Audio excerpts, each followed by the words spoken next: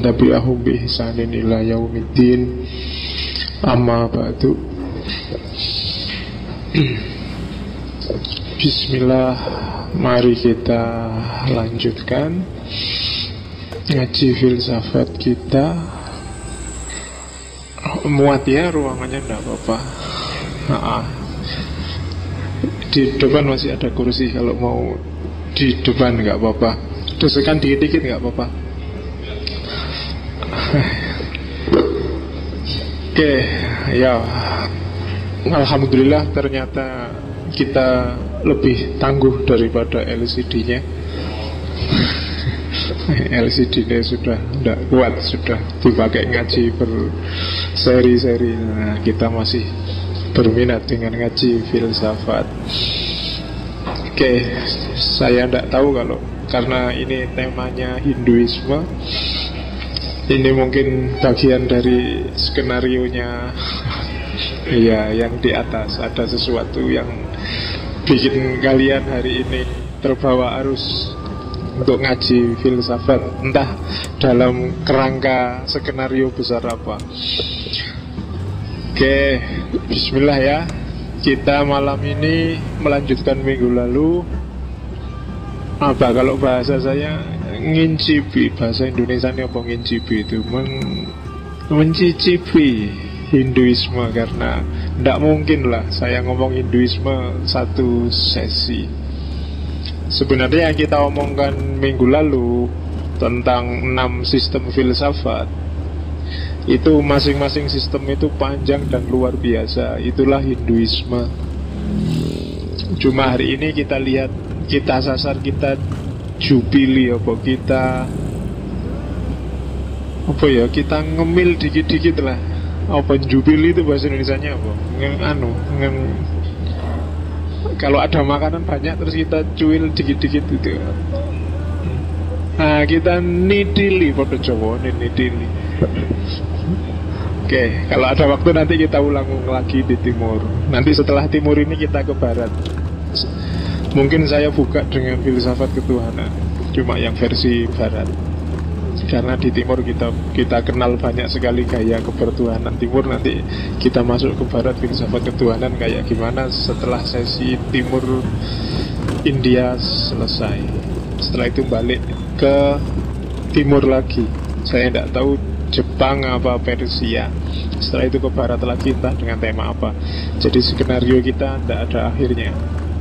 Ngaji filsafat panjang ini nanti. Sak kuatmu dan sak kuatku, gitu aja ya. Bismillah. Kita mulai dipilih Hinduisme ya. Tak ulang satu materi yang minggu lalu, bahwa Hindu sebagai sebuah sistem berpikir, sistem religi, bahkan sistem sosial, itu ada sejak 5.000 tahun sebelum Masehi. Dan orang-orang Hindu sendiri tidak menganggap mereka punya agama Hindu, karena istilah Hindu itu dari luar. Biasanya mereka lebih suka disebut agama Weda. Dan agama Weda itu sangat variatif. Semua sistem religi yang menjadikan Weda sebagai rujukannya nanti masuk kategori agama Weda, yang kita sebut agama Hindu, termasuk Bali.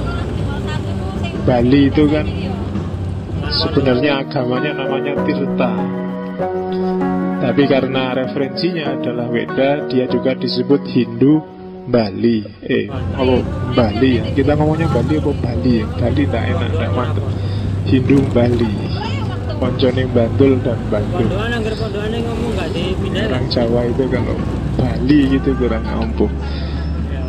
Nah, seperti saya bilang minggu lalu, istilah Hindu itu sebutan untuk orang-orang yang tinggal di sepanjang sungai Indus.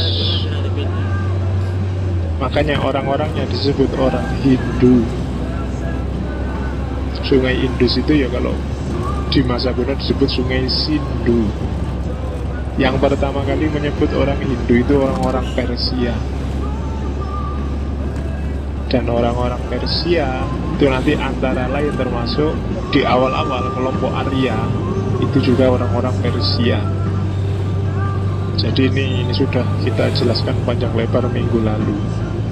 Sungainya namanya Indus, yang terus disebut Sindhu. Para pendatang di sana menyebutnya Hindu, sehingga wilayahnya disebut Hindustan. Orang-orangnya disebut orang Hindu, orang Hindi, dan agamanya disebut agama Hindu. Itu secara akademis. Orang sana sendiri mungkin lebih suka disebut agama Weda. Nah, itu sangkan baratnya di situ.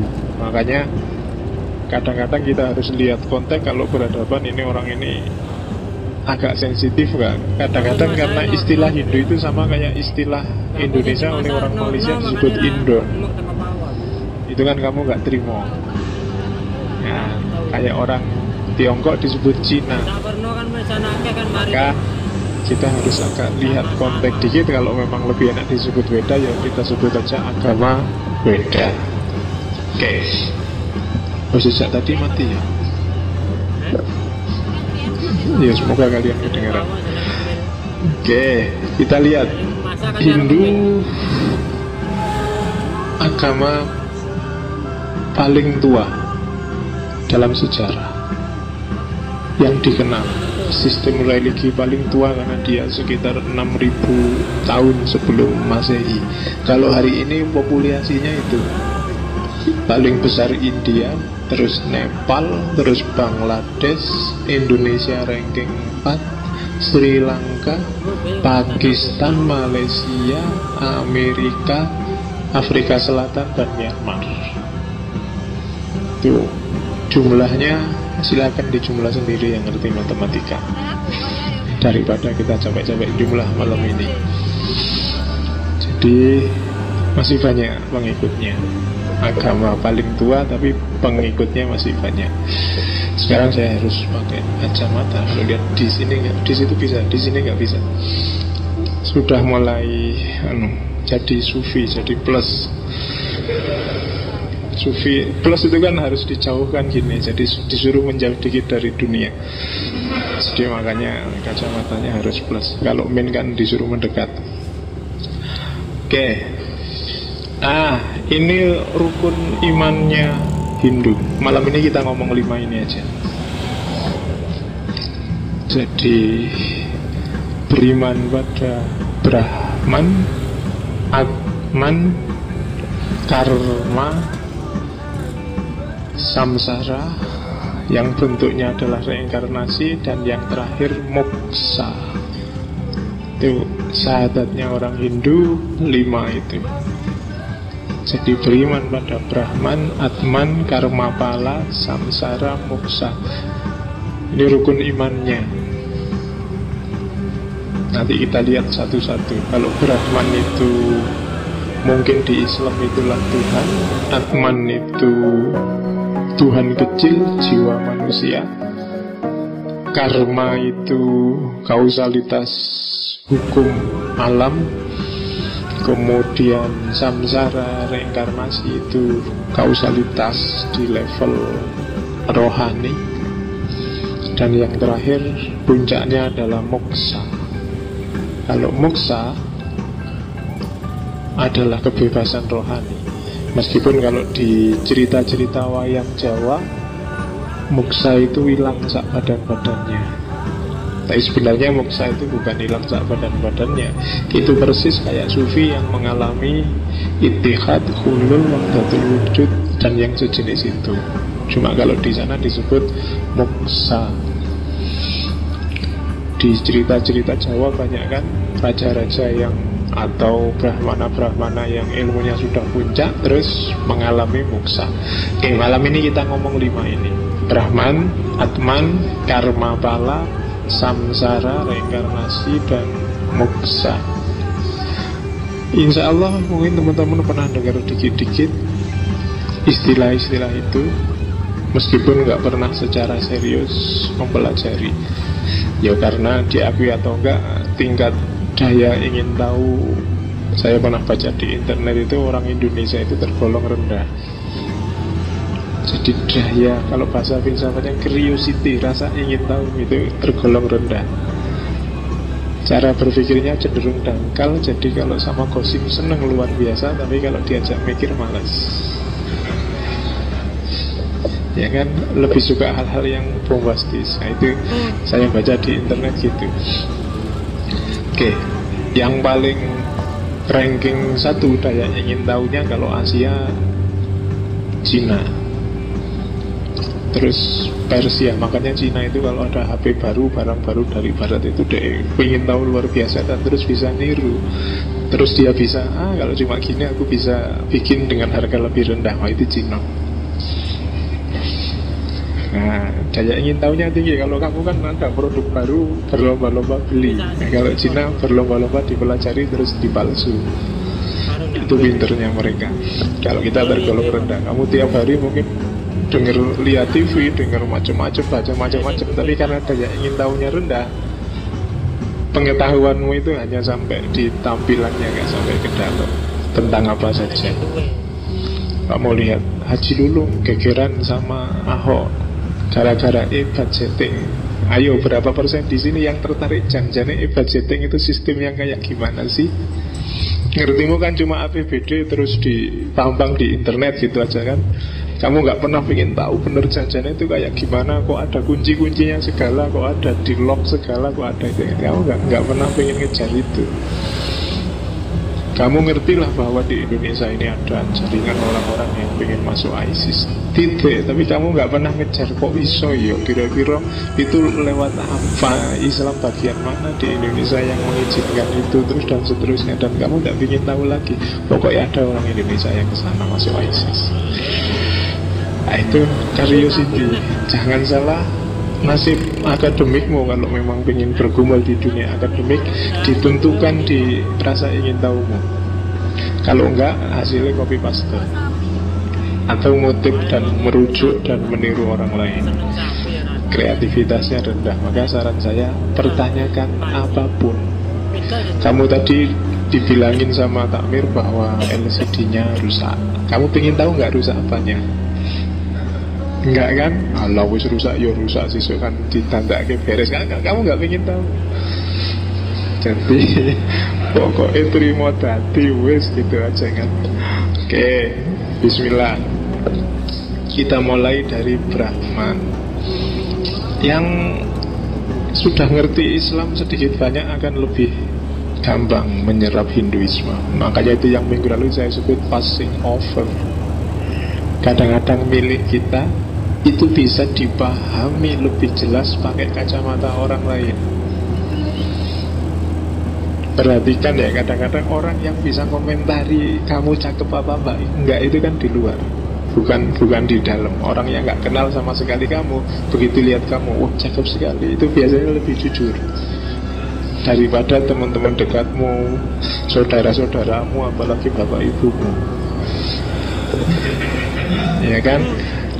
Jadi kita sekali lagi passing over untuk dengan kacamata yang berbeda lihat ajaran kita mungkin lebih mencerahkan.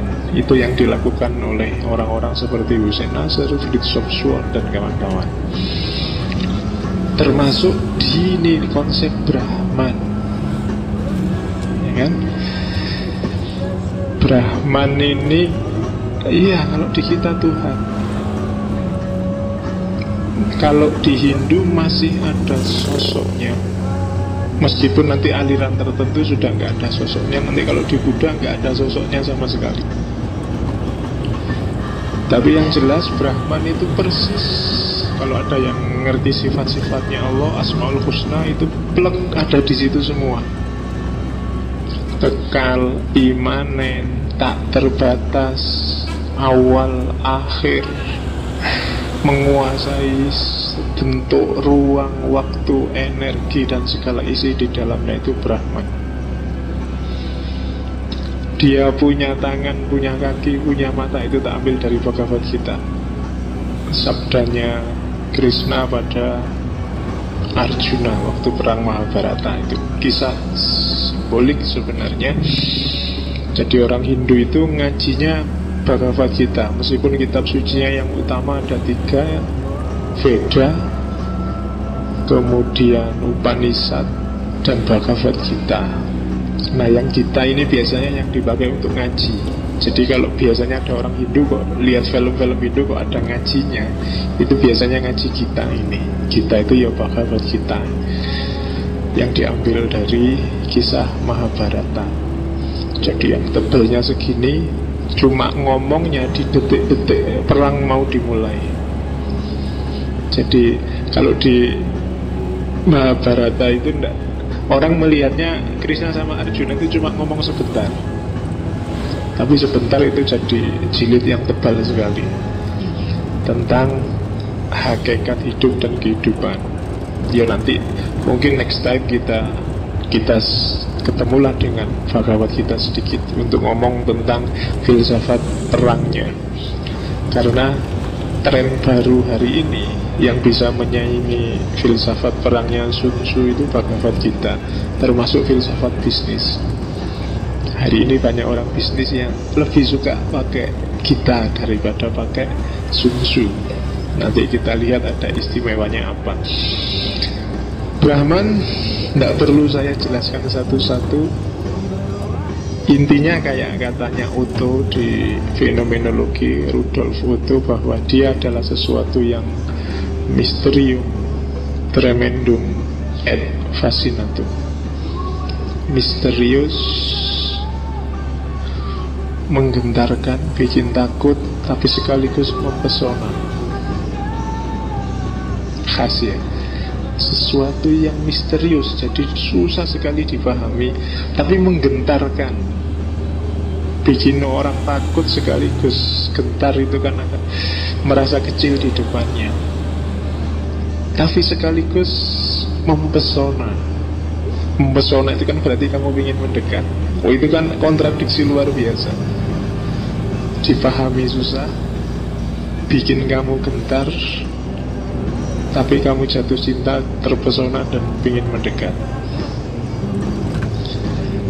Itu Brahman, itu Allah, itu Roh Kudus kalau di Kristen, itu Buddha kalau minggu depan kita ngomong Buddhisme. Jadi sesuatu yang dideskripsikan nggak bisa.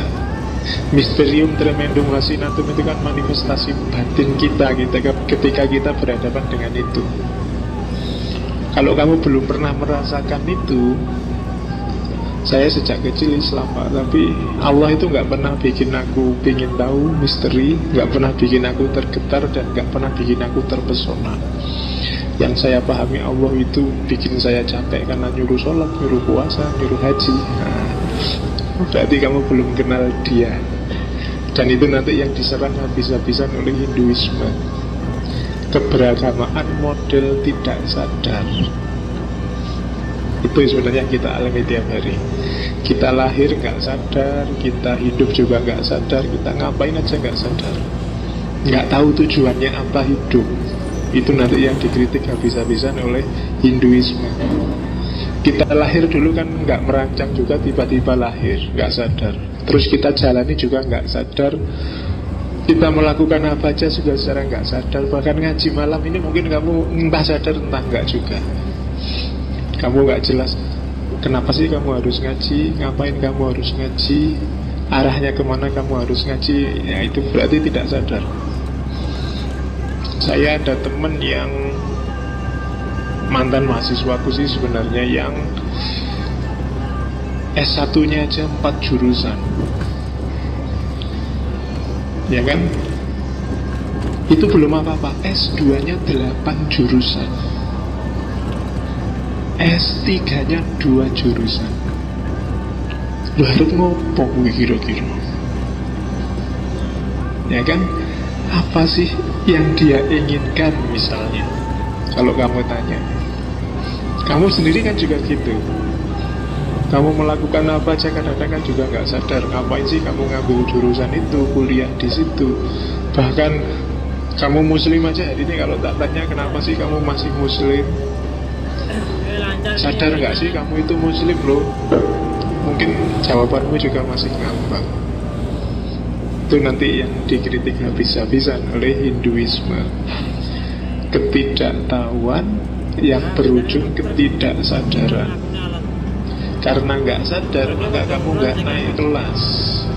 Karena nggak naik kelas, ya kamu ngulang terus di kelasmu, nggak lulus-lulus. Itu kan yang disebut lahir kembali, lahir kembali. Lah kamu nggak naik kelas, ya tetap di kelas yang sama. Lulus itu kan muksa itu, ya kan? S1 sampai 8 tahun, ya ngulang terus kan? Nggak lulus-lulus kamu berarti di kelas itu. Hidup juga begitu. Kalau kualitasnya nggak lebih bagus dari hidupmu yang dulu, katanya orang Hindu, ya kamu tetap di kelas yang sama, muter terus, nggak ada habis-habisnya. Dan itulah samsara. Diterjemahkan dalam bahasa Indonesia sengsara. Sebenarnya kamu itu sengsara loh, meskipun kamu punya motor, HP-mu bagus, IP-mu bagus, tapi kamu memburit terus di situ. Jadi hidupmu kamu ulang-ulang di situ terus, gak naik-naik kelas. Ya bener kamu sukses, bener kamu mungkin jadi dosen, jadi guru, jadi ustaz, tapi kamu kualitas hidupmu sama, gak naik. Nah itu nanti antara lain problemnya Hinduisme. Yang pertama Brahman. Brahman meliputi segala sesuatu. Nanti kalau di Jawa sosoknya Brahman diterjemahkan jadi namanya kasunyatan. Dia ada di mana-mana.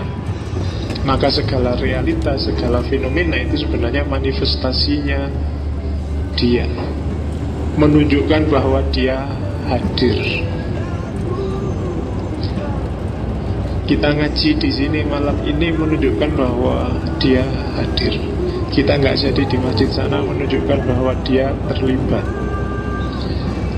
Kita terpaksa harus ngontong-ngontong teh ke sini padahal panas itu kan kasunyatan juga. Ada hal-hal yang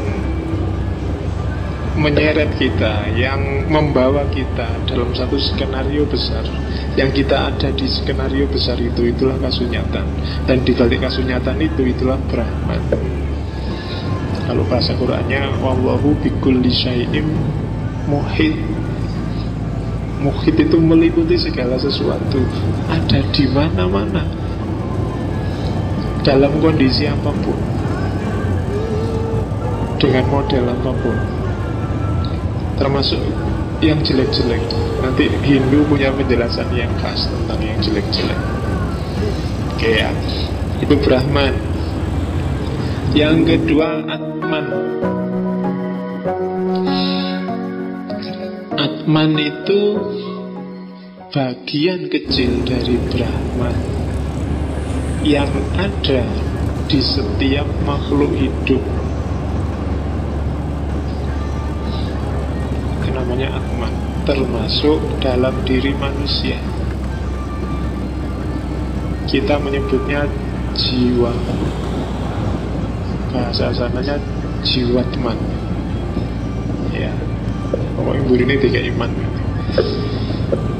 Koncone Superman sama Batman ya. Oke. Jadi ada Brahman, ada Atman.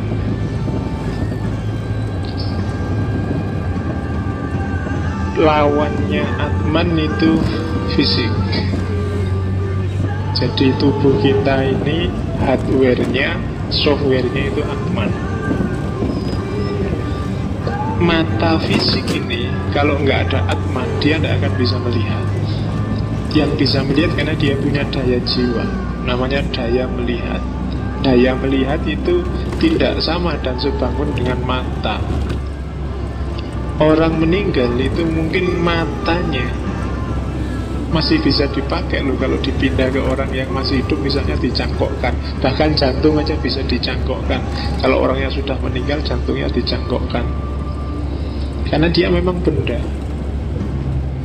Cuma dia tidak punya daya apa-apa. Yang punya daya adalah kalau Atman masih ada di situ, maka mata punya daya melihat, telinga punya daya mendengar, hidung punya daya mencium apa membau kalau hidung. Hidung punya daya membau, mulut punya daya mulut daya apa? Lidah, mulut. Lidah punya daya mengecap. Lidahnya tetap sama, tapi kalau atmannya pergi, ya lidahnya nggak bisa apa-apa. Dikasih sate pun dia nggak senang, nggak ketawa-ketawa. Wong sudah nggak bisa apa-apa, gitu. Sudah mati rasa, ditinggalkan oleh atman. Oke, jadi gampang-gampangannya itu. Gambarannya seperti matahari dan cahayanya. Jadi Brahman itu mataharinya, Atman itu cahayanya. Konsep ini sama persis dengan yang dikembangkan oleh Al-Hallaj dan kawan-kawan, termasuk Suhrawardi dengan filsafat cahayanya. Makanya khazanah kebenaran abadi itu kan yang disebut Sanata Dharma. Sanata Dharma ini kebenaran abadi, kebenaran ruhania, kebenaran spiritual yang ada sejak zaman, kalau kita menyebutnya sejak zaman Nabi Adam sampai besok hari kiamat. Itulah kebenaran abadi. Dan kebenaran abadi itu nanti antara lain yang diwarisi oleh para filosof besar, para tokoh-tokoh, termasuk dari Hinduisme. Dan kalau di Islam diwarisi antara lain katanya seperti Suhrawardi dan kawan-kawan. Itu nanti yang oleh Syekh Hussein Nasir disebut Saintia Sakra, pengetahuan suci. Sayangnya pengetahuan suci ini disekulerkan, dimaterialkan oleh Barat, sehingga jadi rusak. Padahal nanti kalau kalian jelajahi khazanah itu, tokoh-tokoh di kelompok ini bilang dulu sudah pernah orang menguasai sains sakra ini secara utuh menyeluruh, termasuk dalam urusan materi, tapi terus mereka nyeleweng ke arah materi saja sehingga peradabannya hancur. Itu yang terjadi dengan peradaban-peradaban besar Sumeria, Babilonia, dan juga Atlantis yang hilang. Dan gaya itu sekarang diulangi lagi oleh orang-orang modern. Jadi kehilangan khazanah. Bahkan di salah satu buku yang saya baca ada yang bilang bahwa pengetahuan suci termasuk tentang materi itu dikuasai oleh beberapa orang-orang suci. Kalau di Islam menyebutnya beberapa wali yang tersembunyi. Dan hari ini pengetahuan itu nggak diobral secara gratis, dikeluarkan satu-satu aja sesuai kepentingannya manusia. Karena kalau tiba-tiba dikeluarkan semua, nasibnya kayak Atlantis, nasibnya kayak cuma satu-satu pun, karena dunia ini sudah tua, ya sudah banyak keluarnya. Jadi tinggal ditunggu akhirnya akan ada siklus. Nah itu cari sendiri di khazanah-khazanah spiritual, termasuk yang punya referensi agak bagus tentang yang gini-gini, aliran, kalau di versi aliran Bahai, atau cari di tasawuf falsafi yang tertarik. Cuma yang enggak apa-apa karena isinya bulet. Ya. Nah, cuplikan kecilnya dari Sanata Dharma itu nanti ada di Hindu. Makanya di sebelah ada kampus Sanata Dharma. Itu sebenarnya yang punya harusnya Hindu, harusnya kampus Hindu itu. Harusnya, cuma dipakainya enggak apa-apa. Cuma istilah. Sanata Dharma itu kan istilah yang sejajar dengan filsafat perennial, istilah yang sejajar dengan tadi Saintia Sakra, istilah yang sejajar dengan tradisi primordial, istilah yang sejajar dengan kebenaran abadi. Jadi tidak apa-apa kamu bikin lembaga baru dengan nama yang ya berbeda padahal maksudnya sama. Oke. Itu Atman. Nah, Atman ini kan intinya hidup manusia. Hanya saja banyak orang yang jalannya kebalik. Harusnya orang itu berjalan ke dalam, menemukan hakikat dirinya dalam Atman, tapi kebanyakan orang kebalik, jalannya keluar, menjauh dari Atman. Itulah yang bikin Allah gemes. Bikin Tuhan, lo kok gitu ya manusia itu. Sudah disuruh ke bumi, sudah diwanti-wanti, sudah dikasih kebenaran abadi. Kamu silahkan ke dunia, tapi nanti balik lagi ke sini loh ya. Jangan lupa dunia itu cuma mampir sebentar. Kalau orang orang Jawa menyebutnya cuma mampir ngombe. Jangan lupakan jalur pulangmu. Kalau di Islam, innalillahi wa inna ilaihi roji'un. Jangan lupa jalanmu pulang ya. Cuma manusia selalu begitu. Begitu Nabi Adam mengasih ajaran, Nabi Adam tidak lama pergi, dia nyeleweng, sudah lupa sama jalan kembali. Terus sama Allah, karena Allah sayang ke kita, dikasih Nabi lagi, balik lagi. Oh iya, dulu yang benar yang itu balik. Mungkin zaman Nabi Nuh kembali lagi ke jalan yang benar. Nabi Nuh nggak ada, nggak lama, terus melenceng lagi, dikasih Nabi lagi, terus gitu. Ya kan?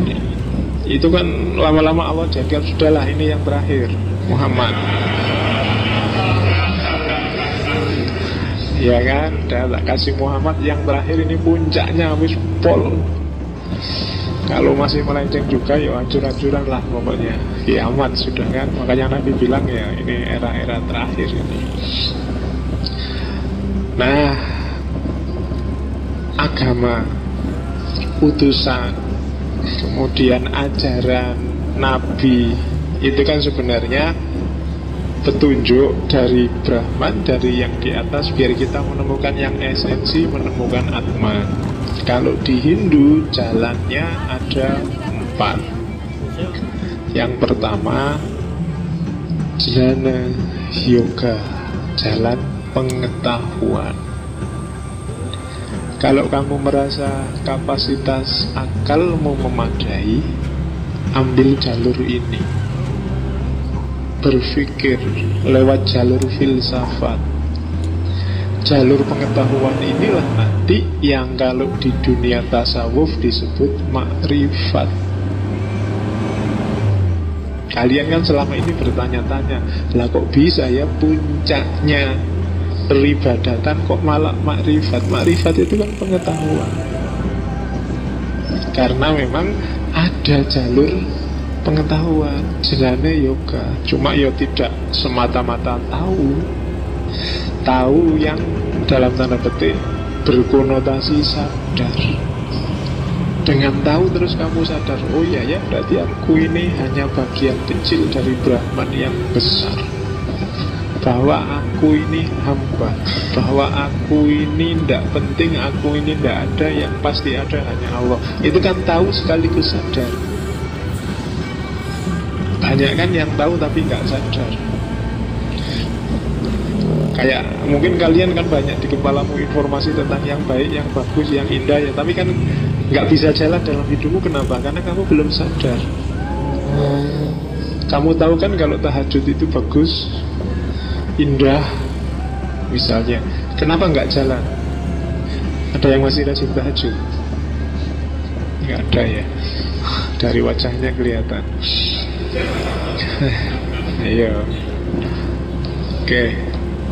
Tahu, tapi kenapa nggak bisa jalan? Kamu belum sadar. Jadi tahu tidak berkorelasi dengan sadar.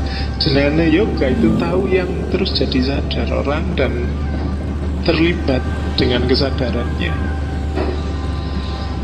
Saya sering bilang bahwa kalau sekedar informasi baik buruk di kepalamu sudah lengkap. Yang belum adalah kesadaranmu untuk melakukan yang kamu tahu baik dan menjauhi yang kamu tahu jelek. Makanya Nabi ngajarin doanya kan arinal haqqo haqqo, tapi itu tidak cukup, juga warzuqna tiba'ah. Karena sekedar tahu itu biasanya nggak mengubah apa-apa. Oke, kamu tahu kan kalau download video dan nonton video yang gitu-gitu jelek? Iya, tahu pasti, nggak perlu tak nasihati, mesti tahu. Tapi kenapa kok tidak jalan pengetahuanmu itu? Ya karena kesadarannya belum keluar. Nah, kesadaran itu bisa dikejar lewat pengetahuan kalau memang kapasitasmu cukup. Namanya jenenge yoga. Itu nanti persis kayak di sufi, kenali dirimu, pahami posisimu di hadapan Allah, pahami